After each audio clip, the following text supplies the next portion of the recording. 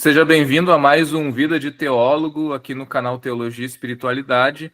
Hoje nós estamos com o pastor Mário Zonta, ele que é pastor da Igreja Evangélica Luterana do Brasil e uma trajetória marcada pelo cuidado com as pessoas. O pastor tem uma longa história de ministério pastoral, atuação em comunidades, formação teológica sólida também, mestrado aí na área também do aconselhamento pastoral. E o seu trabalho na capelania hospitalar, que também é uma referência no meio luterano e cristão. Pastor Mário, seja bem-vindo aqui ao Vida de Teólogo. O senhor pode nos contar um pouco como e quando sentiu o chamado para estudar teologia, para seguir a vocação pastoral? Bom dia, Marlon. É um prazer estar falando contigo. Depois de um tempo, né, a gente esteve muito tempo junto lá na capelania, na pastoral do Hospital Universitário da UBRA, né? Foi muito bom ter convivido contigo, né? E agora a gente está aí conversando. Bom, o que eu preciso, eu acho que tem tudo a ver com a minha história, né, de vida. Eu nasci não muito longe daqui, né? Naquele tempo, município de Tapes, hoje é município de Cerro Grande do Sul. E meu pai era pastor lá na colônia, né? Num lugar chamado Picada da Cruz. E nós éramos de uma família bastante grande. Meu pai já era pastor há muito tempo lá e eu sou o 12º filho deles, meus pais, né? De 15, nós éramos 15 irmãos, hoje 4 já faleceram. Então, eu sou o 12º. E eu tenho vários irmãos que já tinham passado, alguns já eram pastores quando eu entrei no seminário, né? E naquele tempo a gente entrava no seminário, era no seminário da igreja da IELB, da Igreja Evangélica Luterana do Brasil. Naquele tempo foi no ano 1966, início de 66, e o seminário era todo pré-seminário até a formação teológica era em Porto Alegre. E tudo junto. A gente entrava ali com 12, 13 anos, entrava criança praticamente, né? Um adolescente. Eu entrei com 12 anos, então isso foi bem... Eu não sei se a gente pode chamar isso já de chamado, porque eu fui impulsionado, porque eu via meus irmãos, eles vinham nas férias para casa, eles estudavam no seminário. Quando eu entrei, um irmão ainda estava no seminário. No segundo semestre, no primeiro semestre, ele estava estagiando. 3 irmãos já tinham se formado como pastores. E esse irmão, então, eu entrei sozinho lá, né, com uma criança ainda, né?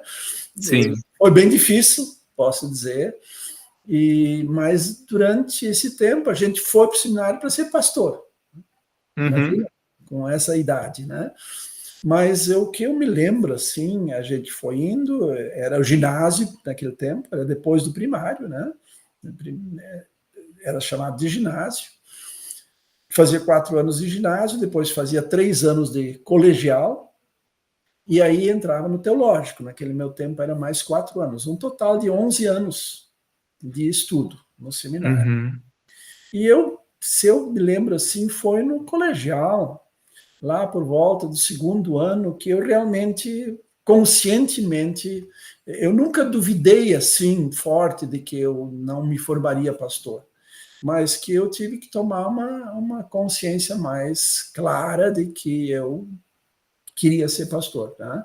De que eu sentia que, né, que Deus também estava me chamando para isso, e eu entendia, então, conscientemente que porque eu até fui desafiado por alguém, você realmente quer ser pastor? Você quer, né? Como é que você se sente? Tá? Daí eu acordei assim, né? Eu tenho que pensar bem claro sobre isso, né? Sim, E sim. aí nunca no trajeto de restante de seminário, nunca entrou assim uma dúvida forte nesse sentido. Sempre tive convicção disso. Nesse tempo, o seminário ele já tinha esse período de 6 anos. Como é que funcionava essa dinâmica do seminário naquela época? A teologia eram 3 anos, 4 anos, 3 anos Aham. de estudo e 1 ano de estágio. Algumas vezes havia naquele período algumas mudanças dentro do sistema da igreja. Às vezes Uhum. acontecia que a gente fazia só meio ano de estágio. Se eu não me engano, eu não tenho certeza, agora eu teria que rever isso, se no meu caso foi meio ano de estágio só, o ano inteiro. Uhum. Mas eu acho que foi meio ano só. E então eram 3 anos e meio de estudo no seminário, e meio ano de Aham. estágio, ou então 1 ano de estágio. E não havia, porque isso se justificou depois o aumento para 6 anos de teologia, pelo Hum. fato de que não há mais o pré. Naquele tempo, nós Hum. tínhamos aula de grego, hebraico, latim, tudo no colegial. Naqueles Sim. 3 anos, e além de estudos bíblicos, estudo da Bíblia, das doutrinas Aham. cristãs, tudo já acontecia no pré, né? Desde o Sim, primeiro sim. ano, nós tínhamos aula de religião, aula de estudo bíblico, de coisas assim, né? Desde Aham. criança, quase, desde os 12, 13 anos lá, né? Bah. Então por isso, quando a gente chegava no teológico, você já tinha, por exemplo, em lugares de trabalho, você já fazia, desde o início, já podia fazer momentos devocionais, ajudar no culto, coisa assim, né? Porque Aham. você já tinha uma prática desses anos todos, né? Sim, sim, já construía ali uma bagagem, né, antes. Isso aí. E hoje, então, são 6 anos, porque aos poucos foi diminuindo, a partir dos anos 90, Aham. foi diminuindo essa questão do pré. Então, as pessoas começaram a entrar diretamente no curso de teologia, né? E por Uhum. isso também esse ano de preparação agora, né? Tem um ano Sim. em que os que entram no seminário, eles se preparam, fazem leituras e alguns exames, algumas coisas assim, uns testes, né? Uhum. E como que foi ali depois de formado? Para onde que o senhor foi chamado? Como é que foi a experiência ali depois da formatura no seminário? Era uma expectativa bem forte. Bom, ainda é, mas naquele tempo eu acho que era mais ainda. Eu fui designado, era o dia da designação, perto da formatura, no final do ano, no final do curso, né? Aham. E aí então eu recebi a notícia de que naquele tempo as igrejas, então, e ainda hoje funciona mais ou menos assim, elas onde tinha vaga, onde eles queriam, né? Eles mandavam um chamado em branco, que se chamava, né? Sem o nome, Aham. né? E a igreja, a direção da igreja, junto com uma comissão, então designava dos alunos formandos para os lugares, né? Eu, então, fui designado para Maringá, no norte do Paraná. Hum, Eu, legal. eu não tinha nem ideia onde é que era, né? E aí foi bem interessante. E a gente brinca, até hoje eu brinco com minha família, eu fui de mala e cuia, literalmente, Sim. para Maringá. Não tinha ideia, era um trabalho novo, um trabalho de missão, tinha só uma sala para a gente se reunir e poucos membros, e ainda uma outra congregação distante, e aos poucos eu tive pouco tempo lá. Em Maringá Aham. eu tive 4 anos e pouco. Depois de 1 ano e pouco eu casei, né? Eu Sim. fui para lá não casar, né? Sem casar, não tinha casado, né? E era muito difícil, porque a minha namorada, então, logo era daqui de Novo Hamburgo, para vir de lá naquele tempo, a gente levava 20 horas de ônibus de Maringá para cá, né? Bah, é bastante. Eu já fiz essa viagem de Maringá, Porto Alegre e Maringá. É. Maringá é muito bonita, eu me surpreendi demais. Há poucos anos atrás fui de novo, lá cresceu muito, e é uma cidade muito, muito bonita. Sim. E foi bem interessante ali, já quando eu cheguei, eu tinha mais um ponto de trabalho, de uma igrejinha, uma congregação Aham. pequena, a 130 quilômetros de Maringá, para um lado. E logo depois eu tive que começar também, comecei um trabalho com o pessoal na outra direção, em direção a Ponta Grossa, Uhum. também perto de 150 quilômetros. Então as distâncias eram muito grandes. No começo eu não tinha nem carro. Foi bem, bem difícil, eu sozinho. E o meu vizinho, pastor, em Mandaguari, se você esteve lá, sabe onde é que é. Mandaguari ficava a 30 quilômetros de Maringá. Lá Uhum. tinha uma congregação maior. E o pastor, quando eu cheguei lá, tinha saído um mês. Eu cheguei em fevereiro, ele tinha saído em janeiro. E aí tive que atender a paróquia toda dele, que eram 5 ou 6 congregações. E aí os Sim. membros lá, membros me levavam para esses lugares, né? Eu ia Aham. no carro, até que depois de um tempo, eu acho que um meio ano depois, um senhor me doou um Fuquinha usado, um Fusca, para o trabalho, do meu trabalho lá. Antes era de bicicleta, roubaram a bicicleta um dia, foi bem interessante, bem, né? Isso em É. 1977. 1977 eu cheguei em Maringá, janeiro de 77. Aham. Que legal. É, ossos do ofício, né? É. Acredito que o senhor deve ter bastante história para contar, né, desse Sim. período, tudo mais. Houve mais alguma comunidade que o senhor atuou depois? Bom, depois de lá eu já comecei, naquele tempo eu tinha me formado em teologia e não tinha Aham. feito outro curso. Hoje, com a Ubra, tá? Você fez mesmo outro curso logo, né? Na Sim, Ubra Teologia e também outro curso. Naquele tempo era sim. muito mais complicado fazer isso. Mas quando eu Aham. cheguei em Maringá, eu logo depois fiz vestibular Uhum. na Universidade Estadual de Maringá e Uhum. eu comecei a fazer psicologia. Mas a minha logo despertou, eu comecei naquele tempo, se fazia aqui na igreja, no seminário da igreja, se Aham. fazia curso, se convidava professores dos Estados Unidos, da igreja Lutheran Church Missouri Synod, que era ligada à igreja que a nossa igreja aqui é ligada a esse sínodo dos Estados Unidos, vinham professores para dar curso de pós-graduação, aulas de Uhum. pós-graduação. E eu logo me inscrevi e fiz alguns cursos de férias, né? Durante o Aham. inverno todo, o mês de julho todo ficava todo mês aí. E eu gostei muito da área de aconselhamento. Eu Uhum. sempre desde o início já, eu, eu tinha essa inclinação e pensava assim no trabalho com pessoas individualmente, não com grupos grandes. Eu sempre Aham. pensei assim como é importante.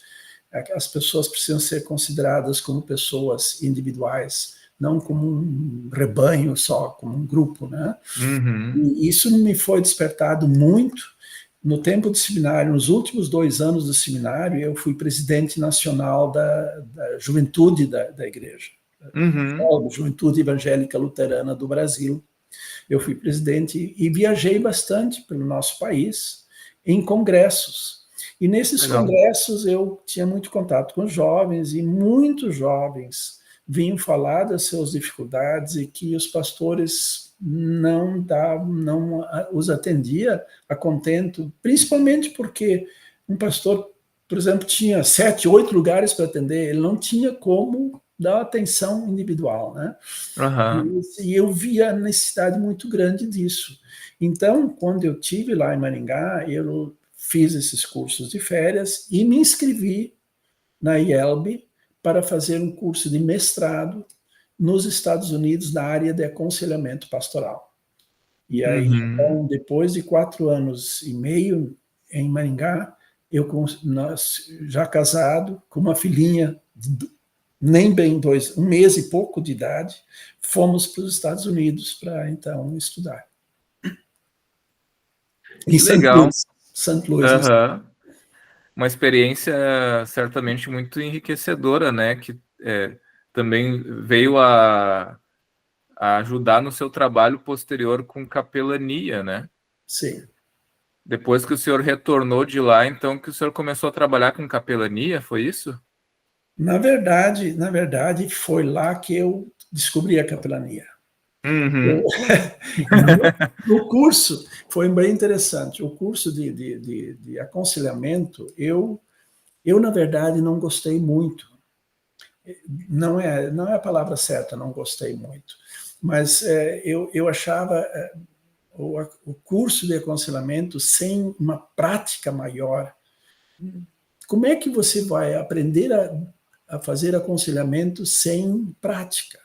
Sem você treinar isso, né? Você se forma na sala de aula e depois vai lá fora e vai trabalhar com pessoas, vai aconselhar, vai fazer o trabalho, um trabalho muito parecido com o psicólogo, né?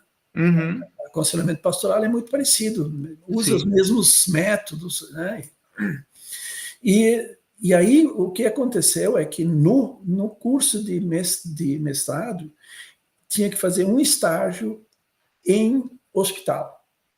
Lá nos Estados Unidos funciona educação clínico-pastoral, ou clínica pastoral, que é todo um método, todo um trabalho de pessoas que se formam, então, e estudam nos hospitais. Esse treinamento acontece nos hospitais. Isso todos os Estados Unidos tinha isso, eu nem sei como é que está isso hoje lá, mas eu acho que continua funcionando assim. Então, eu tive que fazer 9 meses extensivo, 2 tardes por semana, durante o curso de mestrado, eu ia para um hospital psiquiátrico e lá eu tinha que trabalhar com pessoas internadas. E tínhamos o grupo de trabalho, tinha um supervisor, nós nos reuníamos uma parte da tarde e outra parte nós fazíamos visita. Né? É o tipo de método que eu continuo aplicando nas minhas aulas. E que eu gostei demais. E de lá, eu tive a oportunidade. Um dia veio um supervisor de Houston, mais para o sul, no Texas, né? Uma palestra lá no seminário onde eu estava. E gostei demais. Eu fui falar com ele e ele tinha funcionando CPE, Clinical Pastoral Education, clínica pastoral, clínica, educação clínico-pastoral, no hospital muito grande, no hospital de câncer em Houston.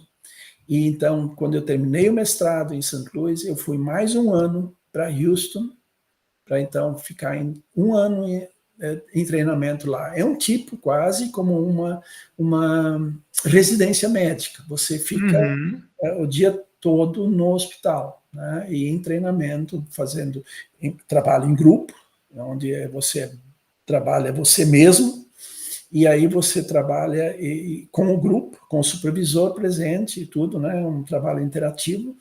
E também a metade do dia, mais ou menos, você faz visitas no hospital. Faz plantões, faz todo um trabalho. Que legal, uma experiência que certamente auxiliou o senhor, assim como auxiliou todos os seus alunos depois, né? Que vieram a também aprender capelania sob esse método, né? Inclusive eu, né? Que também fui ali um aluno do senhor ali enquanto estagiário e tudo mais, trabalhando com capelania hospitalar, né? Para quem não sabe, trabalhei no hospital universitário com o pastor Mário, né? E aprendi muito com ele também a partir do método que ele apresenta de capelania ali, que ele aprendeu também através do seu mestrado. Fosse um bom aluno. Sim. Exatamente. E como é que foi depois? Eu lembro que o senhor sempre comentava sobre a questão de escolher uma abordagem, né? psicológica para atuar nesse sentido, né? E que o senhor partiu para a abordagem rogeriana ali, né, da psicologia humanista. Uhum. Como é que foi essa etapa de escolha? Como é que eu vou trabalhar com as pessoas a partir dessa abordagem e tudo mais? Uma coisa que já me despertou no tempo que eu falei, quando eu era presidente da GELB, eu ia em congressos e vinha jovens preocupadas, pessoas com angústia, né? E que não diziam muitas vezes que eles não eram ouvidos por ninguém, não tinham alguém com quem eles podiam compartilhar as angústias deles, né? Eu me lembro que naquele tempo já me despertava muito, e lá no CPI foi confirmado muitas coisas que eu já pensava e que eu então tive base para fazer. Que as pessoas, e no CPI se fala muito sobre isso, que é a importância de ouvir, e não só fazer de conta que ouve, mas realmente se concentrar no que a pessoa está falando. Qual é o problema da pessoa? Os religiosos, em geral, pastores, padres e outros religiosos, mesmo visitadores voluntários do hospital, tem muito isso em si de falar. E sabe, a igreja fala muito em pregar a palavra, fala muito pouco em escutar. E eu acho que para dizer uma palavra, como é que eu vou dizer uma palavra válida, uma palavra relevante para uma pessoa, você tem que falar para ela e o que ela tem, o problema que ela tem, os pensamentos que ela tem, os sentimentos que ela tem. Você não escuta, se você vai visitar alguém, por exemplo, você não sabe quais são os problemas dela, quais as preocupações dela, os pensamentos dela, os sentimentos dela. Então você precisa ouvir.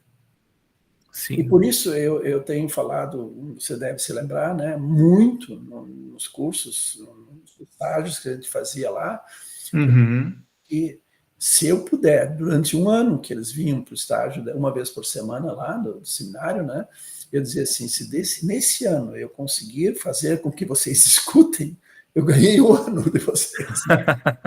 Porque é impressionante, e não é só os pastores e tal, mas as pessoas em geral, elas não têm a tendência de ouvir. Nós temos, seres humanos, nós aprendemos muito mais a falar do que ouvir. Nós temos que aprender na escola, falar corretamente, pronunciar palavras, a gente aprende no seminário a dar sermões, né, mensagens, mas nós não aprendemos o suficiente a ouvir. É muito, não tem uma matéria no seminário que fale sobre isso, de realmente entender o ser humano, de procurar ele. Para entender, você tem que ouvir, você tem que observar, não só ouvir, mas observar.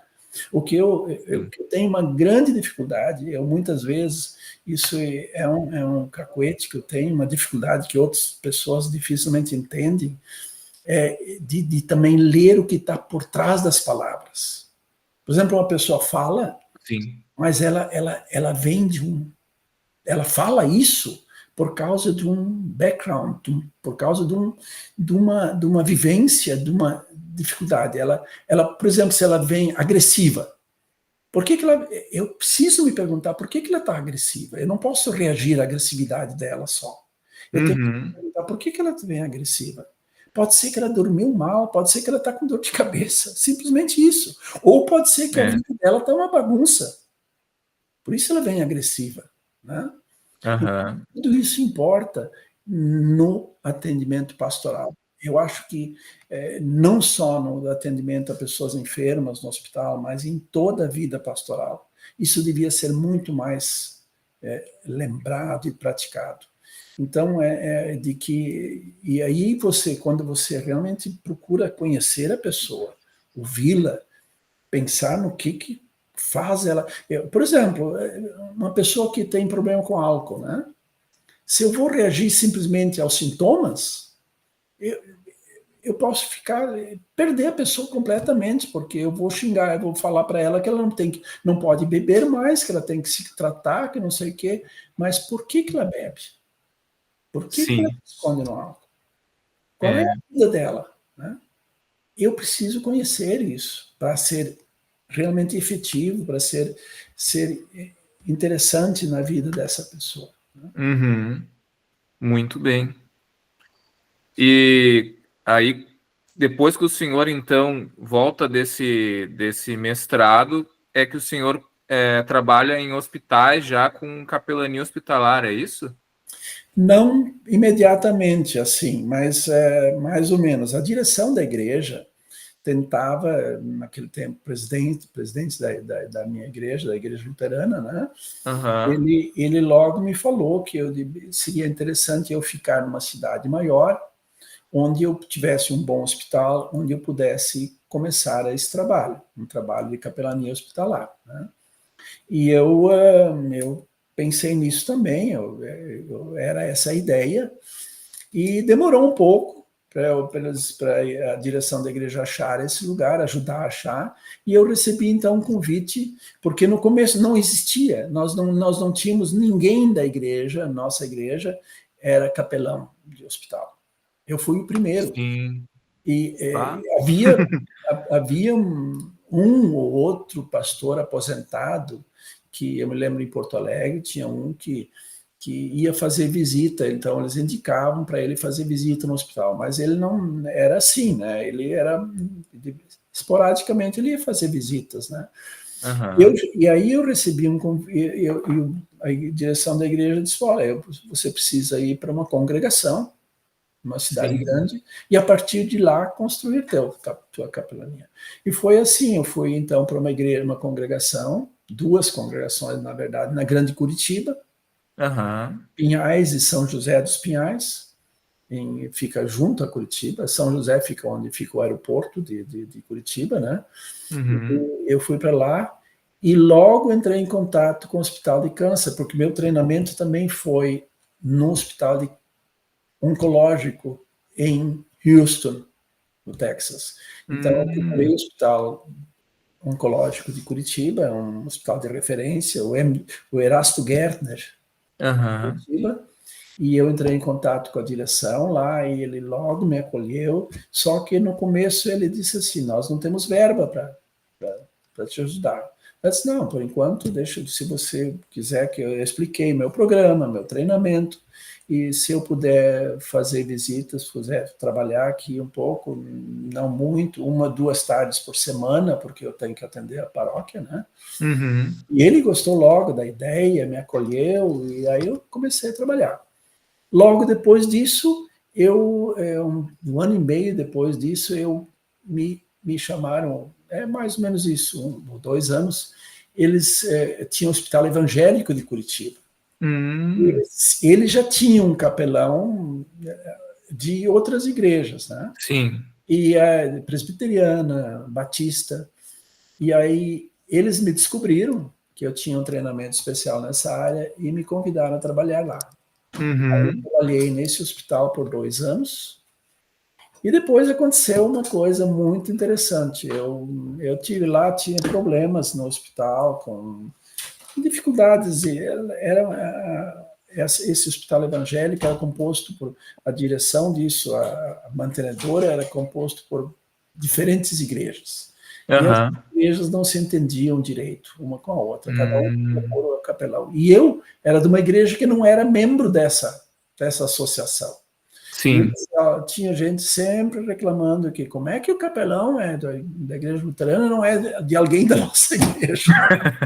Aí no meio disso, eu recebi um convite, eu tive um convite de uma igreja reformada, da Igreja Aham. Evangélica Reformada do Brasil, de Carambeí, perto de Ponta Grossa, onde então eu fui trabalhar. Uhum. Foi um trabalho bem diferente, de novo, mas muito enriquecedor. Eu gostei muito desse trabalho também.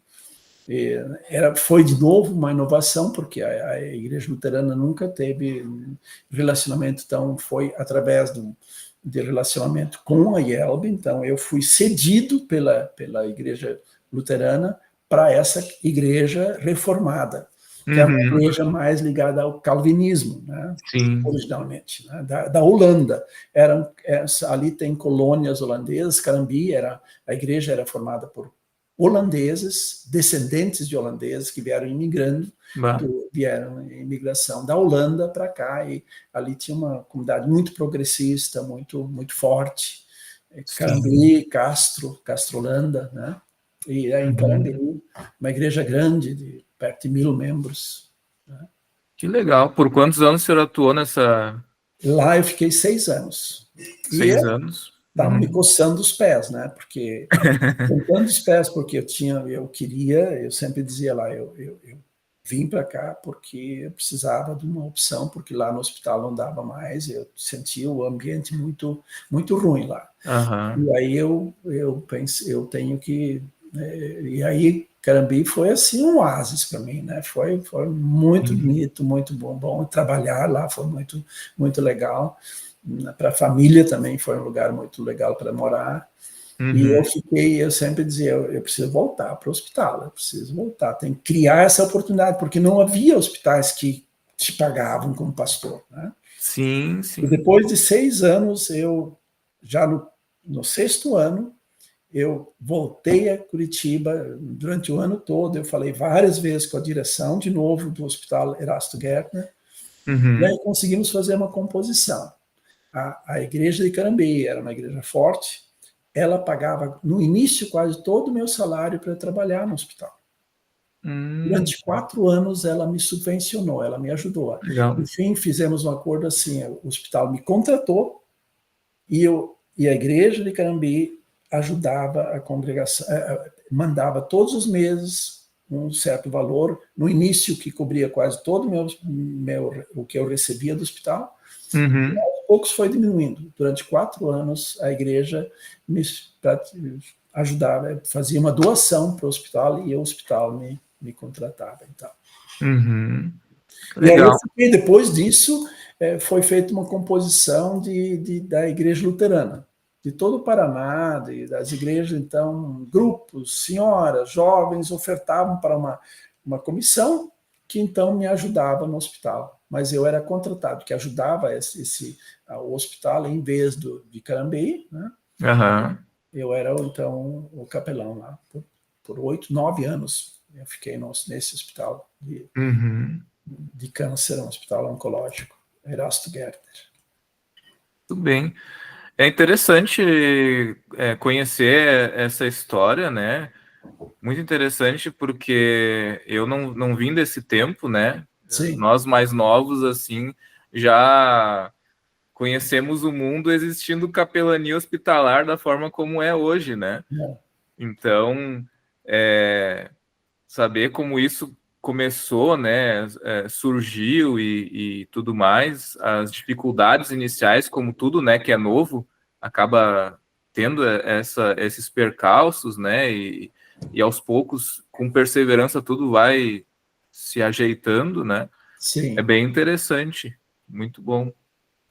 Não sabia que o senhor tinha sido pioneiro, assim, né, nesse sentido, da capelania na IELB também, né?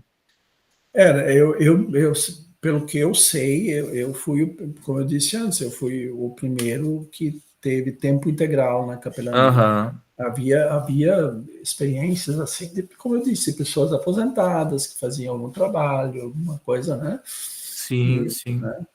Eu fico muito contente que hoje já existem bem mais, e os que hoje trabalham na capelania, em grande parte, eles fizeram curso comigo aqui, né? Eu fui fazer Sim.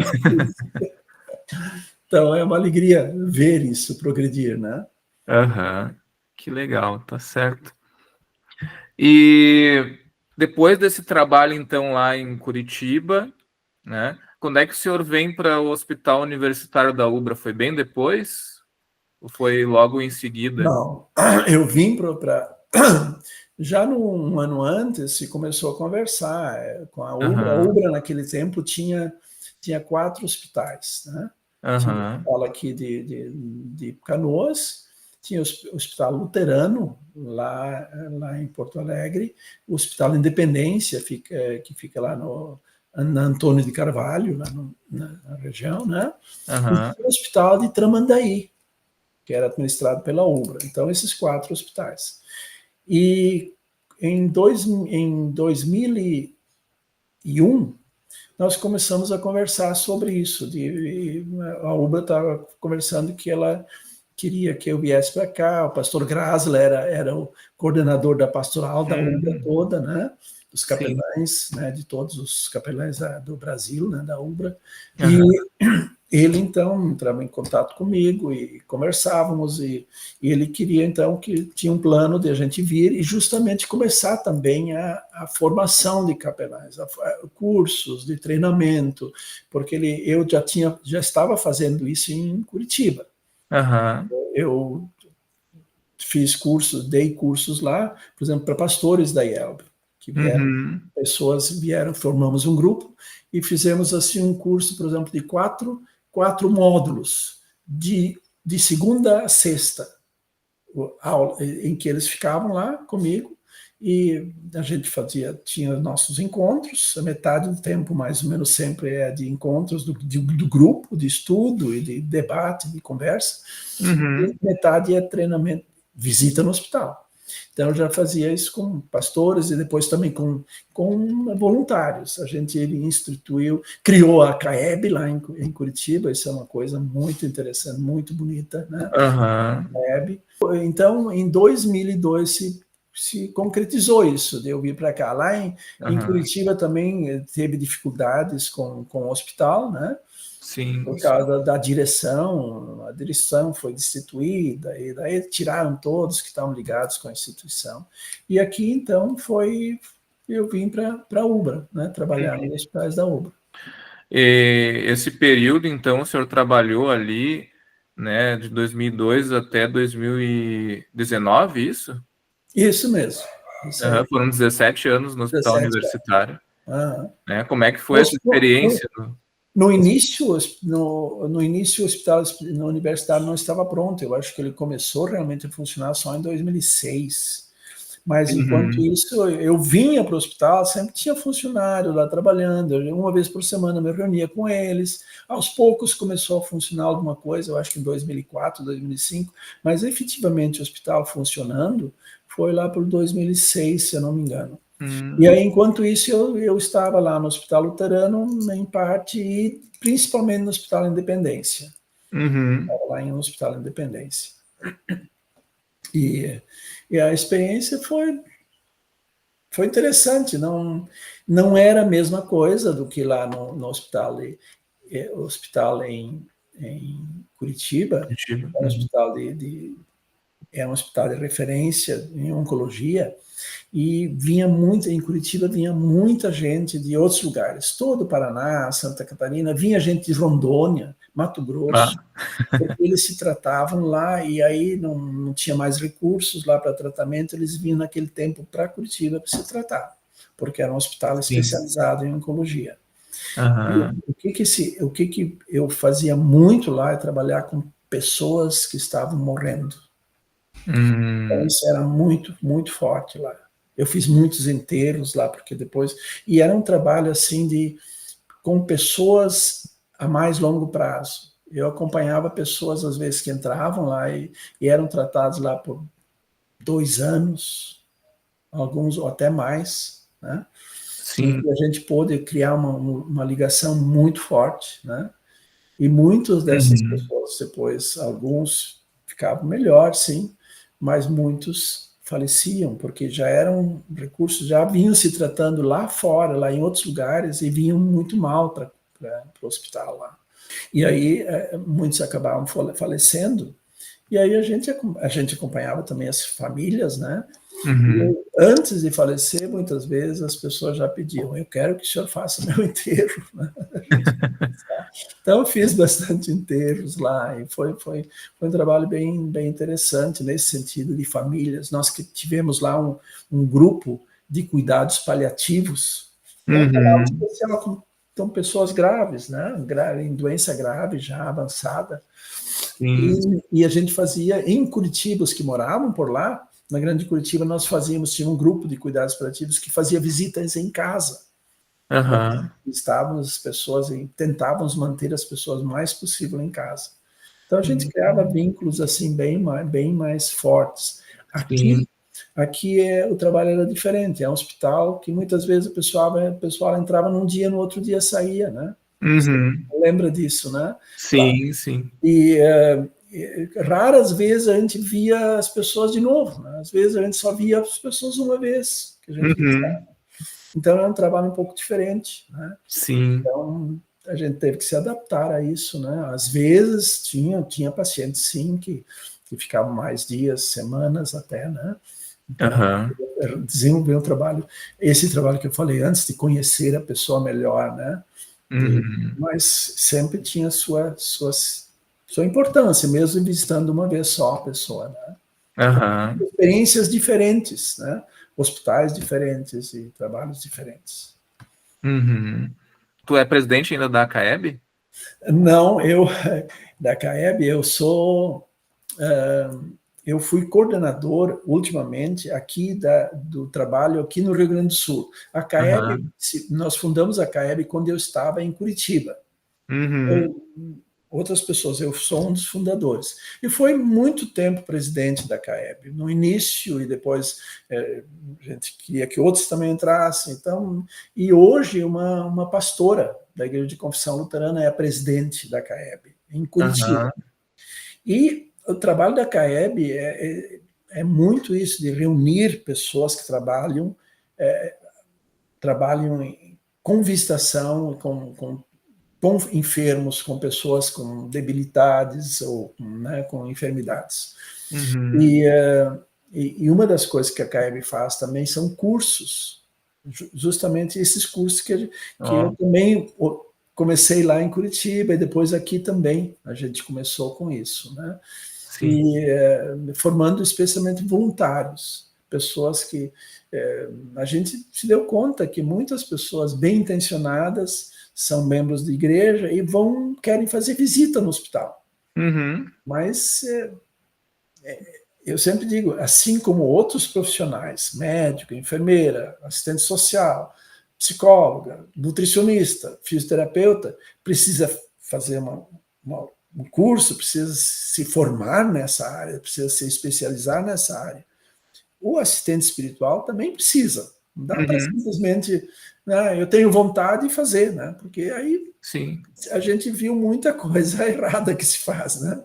Então, a Aham. gente começou com esses cursos e aqui na Grande Porto Alegre, muitos hospitais aí já se decidiram, depois que a gente começou com isso, de Aham. que as pessoas, se quiserem fazer visita, que tem que fazer o curso com a CAEB primeiro, né? Sim. Então, isso foi muito bom, né? A gente fez muitos cursos lá no hospital, na Santa Casa, com o padre Cláudio e antes, né?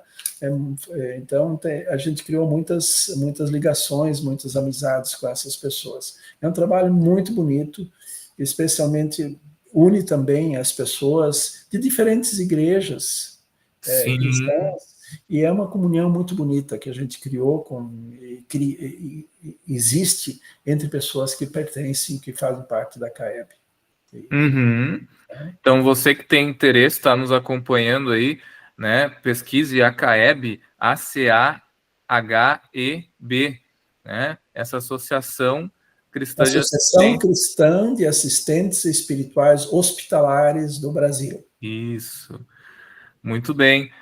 Se você tem interesse, independente da sua denominação, estiver nos assistindo, né, procure a CAEB, né, para conhecer mais e se você tem interesse em visitar, fazer visitas hospitalares, né, saber sobre capelania, se preparar para isso, né, aqui temos aí então a referência de uma associação séria e responsável que ensina você também através de cursos, momentos que você pode estar sendo treinado para isso, aprendendo sobre isso, para desempenhar bem esse trabalho tão importante, né, que são as visitas hospitalares.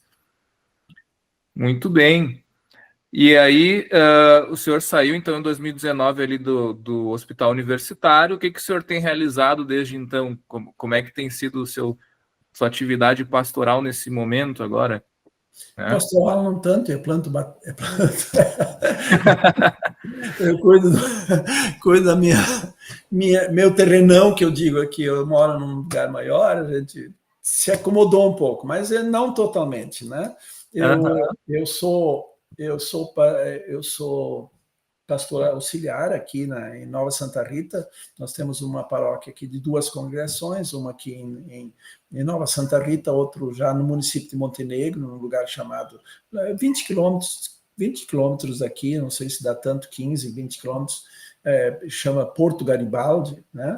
Uhum. Então, ali nós temos uma congregação também, e eu ajudo, eu tenho chamado da paróquia aqui, tenho um outro pastor Paulo Krebs, e eu então ajudo no trabalho voluntariamente, sem remuneração. Eu tenho chamado para ser pastor dessa paróquia, Uhum. ajudo e no que eu posso, né? Mas eu estou aposentado, então eu levo uma vida um pouco mais mansa, né? Quando eu Aham. posso, eu planto minha horta e cuido do meu lugar aqui um pouquinho, curto um pouco mais as netas, né? Eu tenho 4 netas muito Aham. queridas, né?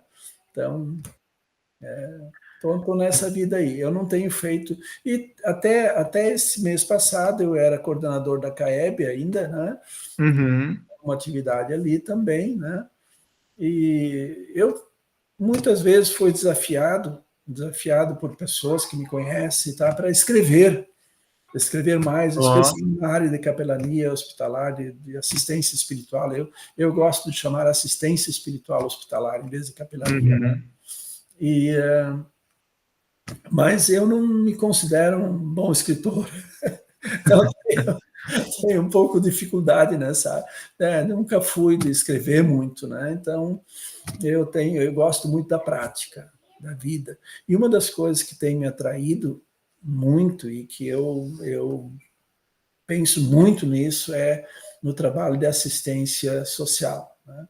Uhum. Nesse tempo aí, tentado cuidar de famílias, de pessoas, Sim. pessoalmente tenho incentivado a congregação aqui, especialmente a trabalhar mais com pessoas. Eu tenho uma visão hoje de que a igreja falha muito nessa área, Uhum. de cuidar de pessoas. Não deixa de ser perto do que a gente faz no hospital, né? Cuidar de pessoas com necessidades especiais, com dores, com sofrimento. E existe Uhum. muito, é só abrir os olhos.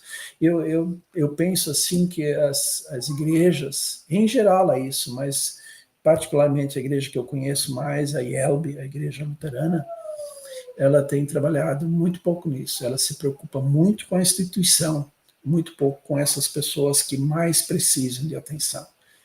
Existem Uhum. drogados, existem pessoas que têm problema com bebida, né? Tem pessoas pobres, tem pessoas que o chefe de família, eu estou atendendo uma família agora que são 4 pessoas, 2 crianças, o marido e a esposa, ele ganha um salário mínimo. E aí ele ainda é descontado, ele teve que fazer um empréstimo. Felizmente ele tem uma casinha, ele tem Uhum. um aumento na casinha, porque nasceu o segundo filho, uma coisinha pequena, fez um empréstimo. Ele, no último mês, ele me disse que ganhou R$ 800 do salário. Puxa vida. Como é que ele vai viver? Como é que essas pessoas vão viver, né? É. Então, existem muitas situações assim.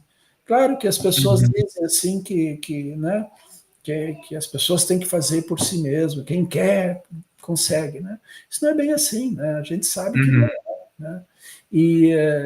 E essas pessoas só vão sair disso quando ajudam. E eu vejo nos evangelhos Jesus, o Salvador, eu até digo isso assim sem medo de errar, de que Jesus fala mais do amor ao próximo do que pregar o evangelho. Uhum. Mais de cuidar das pessoas do que pregar. E a igreja, em geral, fala em anunciar o evangelho, empregar. Isso eu acho ela se preocupa muito em crescer, em ter mais membros, e não de cuidar de pessoas. Talvez eu esteja sendo um pouco amargo nesse sentido, mas eu vivi, eu tenho 70, vou fazer 73 anos esse ano, e eu tenho muita dificuldade hoje em entender o trabalho da igreja, não só da IELB, mas da igreja em geral, quando ela se preocupa. Existem, claro, pessoas, existem congregações, igrejas que trabalham mais essa área, mas na média, no geral, é mais sustentar a instituição, sustentar o pastor, né? Para isso se arrecada, né? Se oferta, e cuidar de pessoas mesmo é muito pouco. Se a gente olhar o que Jesus fez, o que Jesus ensinou, a gente vai mudar. É isso. A sua perspectiva é muito, muito necessária, né? O senhor falou estar sendo amargo, para mim, assim, isso é essencial, essa perspectiva, né? Que o senhor traz, assim, e eu sempre enxerguei o senhor como um pastor para as pessoas, né? Não apenas um pastor para dentro da igreja, mas alguém que procura realmente, como o senhor falou mesmo, cuidar de pessoas, né? Dentro do seu trabalho, daquilo que o senhor sempre traz nas suas falas, naquilo que o senhor ensina, né? E eu acho que isso foi muito relevante para mim, enquanto seu aluno, ali no período em que nós estivemos juntos ali, quase 2 anos no hospital, né? Assim como para todos os outros que também, né, tiveram contato com o senhor ali no trabalho, né? Sejam os estagiários de capelania, os estagiários do seminário, enfim, né? E é uma perspectiva muito necessária que a gente precisa continuar sempre de olho nela, né? Eu acredito esse olhar mais humanizador, né, para o trabalho da igreja. Bom, Muito bom bem. te ouvir nesse sentido. Não, é verdade, é muito, muito necessário, né? Porque eu também percebo isso que o senhor fala, né? No discurso, vamos dizer assim, religioso, né? Sim. A pregação que parece que às vezes só se preocupa em dogmatizar e anunciar e a realidade da vida das pessoas às vezes está exigindo uma outra coisa, né? E aí Sim. se ignora isso para manter um discurso religioso, uma coisa que enfim, Sim. é aquilo que o senhor falou, né? A gente não tem um momento para, não tinha, pelo menos, né? No tempo que o senhor estudou lá, né? Uma cadeira, uma disciplina para ouvir as pessoas, para aprender a considerar isso, né? Sim. E é importante, bem importante essa parte aí para esse trabalho pastoral, acredito, né? Muito bem. Para finalizar, que mensagem que o senhor deixaria para jovens cristãos que querem estudar teologia, querem conhecer melhor, querem seguir talvez a vocação pastoral? Uma mensagem curta final aqui para falar com a audiência desse canal aqui, que é de pessoas interessadas em teologia também, né? Tem algum interesse, mas talvez ainda não estudam formalmente, enfim, mas talvez tenham interesse nisso. Deixa eu dar um exemplo, então. Quando, por uma porção de anos, você viu isso lá no Hospital da UBRA, a gente tinha os alunos do 2º ano teológico do Seminário Concórdia, né, da Igreja Luterana. E eu achava muito interessante que esses alunos, eles tinham estudado 1 ano no seminário, tinham vindo muitos do interior, às vezes de colônias, e nem cidade, né? Mas de vários lugares do Brasil. E essas pessoas ainda estavam, no final do 1º ano, com muito entusiasmo, assim, nessa perspectiva de queriam ser pastores para ajudar pessoas, para trabalhar, tinham objetivos assim bem humanos também, né? Alguns já vinham com a ideia que eles queriam ser o senhor pastor. Então, essa ideia de que o senhor pastor, né, bonito, né, grande, essa ideia. Mas a maioria não. E a gente conversava muito sobre o que é, né, isso, essa questão de você valorizar a pessoa, de você ir ao encontro das pessoas, de observar o que Jesus fazia. Jesus não ia nem no templo, ele foi poucas vezes, né? Ele Uhum. foi lá, pegou um chicote para expulsar pessoas, né? E ele ia atrás das pessoas. Aí o que eu diria assim para jovens, como você está falando, de Uhum. que as pessoas realmente vão estudar para ser pastor e se interessem por pessoas.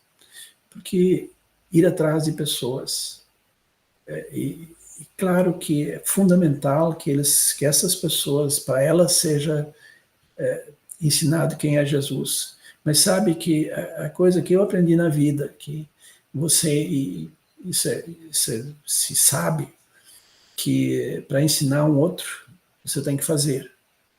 Não Uhum. falar. A fala vem junto. Você tem que seguir Jesus para ensinar o outro.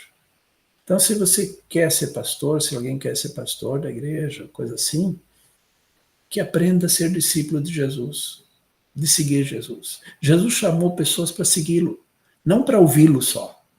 Uhum. Pessoas ouviam, mas ele diz: vem comigo, venha, vem comigo, vem ver. Nós estamos dando um curso aqui, é João, no Evangelho de João, lá no começo, fala, ele chama discípulos, eles vem e veja. Né?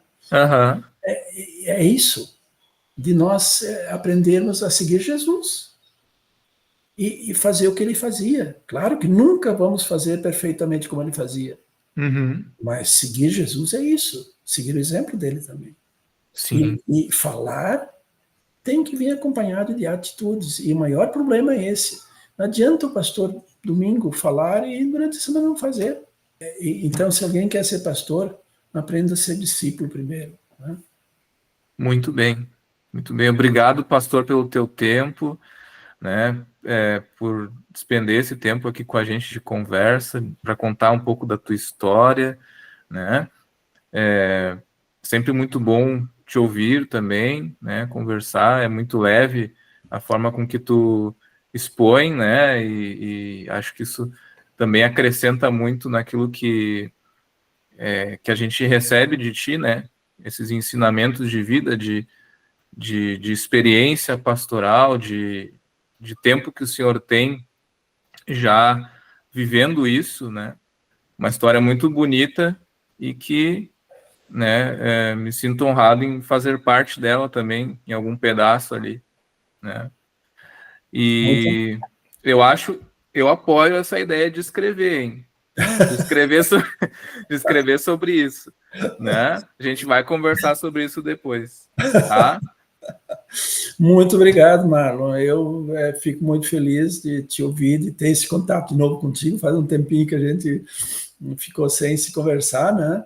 Mas Sim. eu sempre gostei muito de ti, da tua esposa, né? E ela estava junto lá, conosco também, Aham. né? E obrigado pela oportunidade de poder botar para fora um pouquinho do que a gente pensa também, do que a gente, né? Isso Claro. sempre são oportunidades, isso também é uma catarse para a gente, porque a gente precisa compartilhar o que a gente pensa, né? Senão fica tudo Sim, trancado aí. tá certo. Muito obrigado. Eu Esse é o fico muito objetivo, feliz. né? Que Deus te abençoe no teu trabalho. Eu acho que tu fazes um trabalho aí com a internet, com os vídeos e com mensagens. Eu acho que isso é muito bacana também. Aproveitar o que existe hoje, né?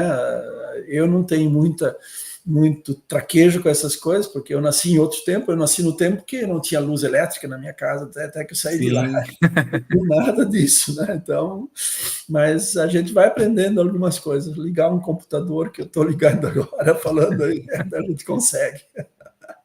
Mas Deus te abençoe também nessa perspectiva de que você está se preparando para entrar, para fazer a teologia final, né?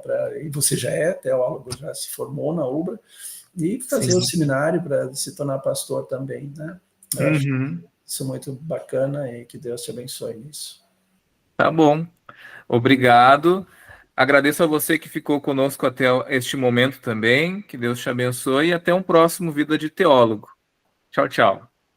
Tchau, tchau.